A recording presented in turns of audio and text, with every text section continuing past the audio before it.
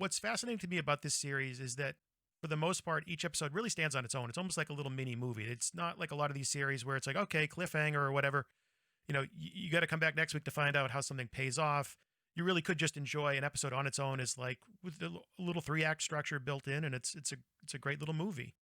But the child episode is really crucial in that if you don't get that right, you don't really believe in the Mandalorian the rest of the way. You have to believe he's going to go against his creed and his upbringing to foster the child, or the little green guy, as you call him. So, first question for you really is just sort of the tonal discussions you had with the showrunners, the director, about, okay, how do we make sure you get the tone of this right? Because if you miss the mark here, it's going to be awfully hard to pay this off the rest of the way. If I answer the question honestly, it's not going to be that interesting to you, because the truth is I didn't have those conversations with them.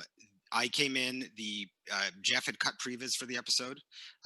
It changed in some places, in other places it wasn't that far off from how some of the action scenes, but Rick and I did rework it a lot, and we spent a lot of time in the editing room after the episode was shot. In fact, Jon was actually really concerned. There wasn't a lot of dialogue in the episode, and it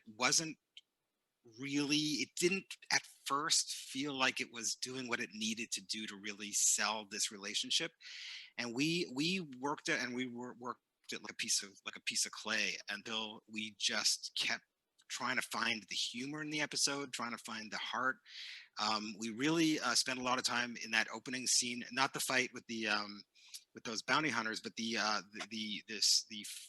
scene where he's repairing himself after that fight, right after the titles, really elongating that scene, really employing close-ups on the baby, staring at Mando, and watching Mando trying to empathize with him as he's really wincing, as he's repairing himself. And then Mando being completely oblivious to the baby. The baby walks up. You think he's going to maybe try to do something. No one really knows what the baby can do. The baby's actually obviously trying to heal him on his own, but Mando doesn't get that. The audience may get it.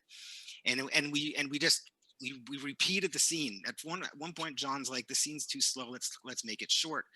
And I pushed it to make it long, to let it play long. I think if you had the patience, that it would really have some heart, and it did. And then it ends with something that Jeff actually put into the previs, but it ends with that, the pram closing to black, and then coming up on this beautiful sunrise shot the next day. And that really is like, that was a very powerful moment for me, that it really started to give this episode gravitas. And then we went into an action scene, and from there we went into like this really funny scene with the Jawas, and we met Ugnaught, and we got it to ebb and flow in a way that just worked and got the story across. But it didn't start out that way. It was a tricky episode at first. And you really reworked that scene with Ugnaught and the baby at the campfire when they're talking about getting his parts back. Like, I mean, it was shot completely. And he rewrote the scene almost entirely with split screens and like different looks and bits of footage. Like, that scene completely transformed for the better. Yeah, if you saw how it was shot versus what it literally, they're not in the same, like, where when Ugnaught is talking to Mando and they're standing next to each other, they're not really standing next to each other. It was, thank God for the Avid, and thank God for the tricks I've learned using the Avid over the years. Are you kidding? No, I rewrote it with. I'm telling you, I sing Avid's praise. Want to know a long time ago back. I don't want to date myself, but I'm so glad you didn't say in a galaxy far, far away. That would have been awesome. In a galaxy far, far away, well, look, I started in film. Then I did some linear video stuff, and then I went, and there was a nonlinear system called the montage that came along, and that was kind of cool. And then Lightworks came along. And to me, the Lightworks was the bee's knees. It was like a Steenbeck. It was so cool. It's very responsive.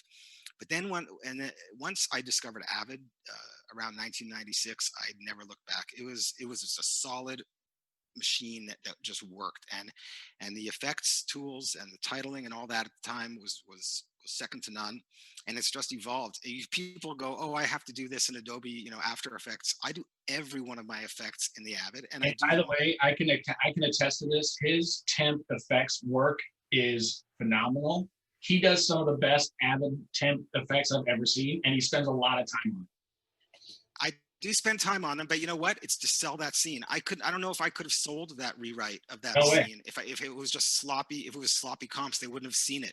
I made it look invisible. Not to toot my own horn, but I think that was the only way I could actually get them to sell.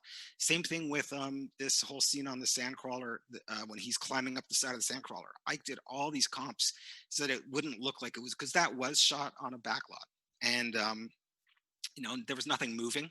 There was just, he was climbing a wall or something, and I put in all this movement and the sound and everything, and that made it so that I didn't have to do a lot of changes after. Once that thing was cut, because people could visualize it, it was easy to sell that scene.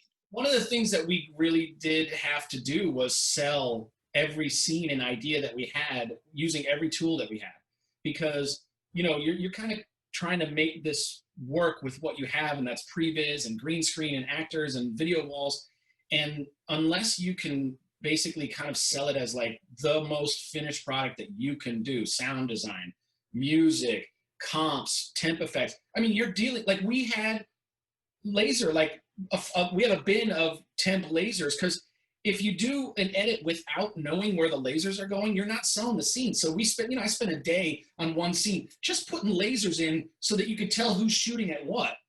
But that was one thing that I think, as we're working through this technology-wise, you really did have to rely on the Avid and the effects that are in there, because we needed to sell every scene the way that, as quickly as we could, because otherwise, what are you going to send to the VFX people? What are you going to show to the producers and the directors if it's super temp and rough? It's like, oh, this is a disaster. This doesn't work. Well, thank you for that answer, guys. The best scars in the mail. I appreciate the shout out there. Andrew, you very casually said there wasn't a lot of dialogue in this episode, and I'll give you some data points. Roughly for the first 10 minutes, there's no dialogue. Not until Ugnaught, or Queel, I think his name is, says, "I thought you were Dad." Is there any dialogue? So Dana, I had asked you about the whole, like, without the I'll call it faceless editing. When you're doing an extended sequence, either a scene or scenes where there's no dialogue, how that to me sounds like it would be very tough to do, because again, everything is pacing. Without script elements, without dialogue to drive you, you're sort of left out there, on your own instincts. Absolutely. I mean, it's all like the scene where the green guy, what are you calling him? The little green guy? He's the child. The scene where Baby Yoda is trying to play around with all of the controls, there's no dialogue in there until Mando says, "Stop touching things." And so that is literally a scene where you have to create moments and try and build the, it's all about timing. And for me, that timing is instinctual, and it's not easy to figure out where to cut and what reactions to use and what moments to use and how long to make the scene. But at the same time, if you're going for if you're trying to get a point across, you use your instincts to tell you where to cut, for me at least. It is instincts. It's really, as an editor, I can say that it's about instinct and gut for me. I don't over intellectualize my cuts. So many people ask me, how do you know where to cut? And it's hard to explain it. And for me, actually, like, sitting as an audience member looking at something, yeah, I can tell if something is off in my mind and in my timing, but it's not until I actually sit at the Avid and I'm in that editor mode that I know when something's off. So building on the theme of timing and also the fun of commenting on other people's work, there's a montage. A lot of times there's montages at the back end of that episode, I believe, where they're rebuilding the ship. In 102, correct. Yeah. Yes. And so Dylan, I'm going to ask you this question. The montage, how long does it take? Like, how many shots do you need to put in there to sort of establish the linearity of something being done? In that episode, and a lot of the episodes, well, in fact, all the episodes, you have some amazing composition going on there, film scoring, and the music is so dominant in that montage.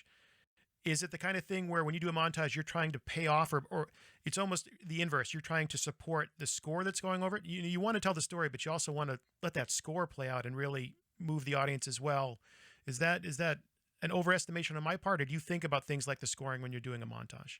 Well, I should leave that one to Andrew in terms of at least 102, because that was, again, it was another one where he pulled it, out of who knows where. He found that montage and found all the pieces to make that one work. Because that was that was a tricky one with limited footage. And he actually, in that case, in that montage, there's actually a shot from 101 of the armorer hitting the Beskar armor, but Andrew needed something that was like a bang and like a cut too. Yeah. Like Dana was saying with the instinct, it's like you kind of at a point you start looking for shots that you want, not based on what you saw, but what you think you need. It's like, hey, do you have anything? Right. It's like, yeah, use this. I needed an impactful moment for that building, and we didn't really have those types of shots in that, in that footage. So yeah, I will, Jon encourages us. Jon uses a lot of food analogy because, as we all know, he's a foodie and he loves to cook. And so, I learned so many lessons from him just by him putting things in a certain way in terms of how you go shopping for food. What happens when you bring the food home to your kitchen? When you've got your recipe and you already know what you want to make, but then you look at these ingredients and well, maybe I want to make something different because I've got these great tomatoes and the celery doesn't look so good. So let's use this instead. And so he's all about being creative and not being stuck to the mold or what you set out to do. So thankfully, having that freedom allowed us to really, especially in 102, to really try things. A lot of the ideas I came up with were lying in bed at night, sleepless nights, going, well, how do I make this episode better? Because Jon's, he's not fully feeling this yet, and so I would think outside the box, and then I would talk to Rick about it and present things, and that montage was not designed to be that way, and it did create. And the other thing about music of course is very, very important, but we were just flying by the seat of our pants. No one gave us any direction. We were using temp music from whatever movies we could grab, and I can't remember what temp music.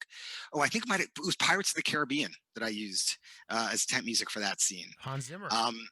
Yeah, and it had a very, very different, and I'm cutting to the beats and everything, and it's all very, and the dissolves are all happening to that music, and then Ludwig comes in and he's got a completely different take, and at first it's very hard to go, oh, well, that's not what I intended, and then you realize that when you step away from it for a bit, and you let it sink in, and you realize what he was thinking and what his intention was, it starts to take on its own life. And now I can't say enough about Ludwig's music. It's incredible, but it was a big departure from how we had set out to temp the show. So that you have to realize when you're temping something that the music very likely could change. And even in places where you had music, the music might go away, or vice versa. Scenes where you thought were going to play dry, and now there's music. It's like, why do we need music there? And it's like, you know what? That really elevates the scene. So music's important, but you have to know that when you're cutting without a composer's actual music, that it's going to change. So you just have to be, prepared for that to happen, for those kind of changes to happen.